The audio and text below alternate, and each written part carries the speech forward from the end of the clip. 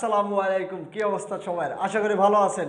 তো আজকে আমি খুব ইন্টারেস্টিং একটা সাবজেক্ট নিয়ে এসেছি, সেটা হচ্ছে আজকে আমি অ্যাক্রিলিক কালারে কাজ করব। অ্যাক্রিলিক কালারে আজকে আমি একটা সানসেট সিনারি আঁকবো।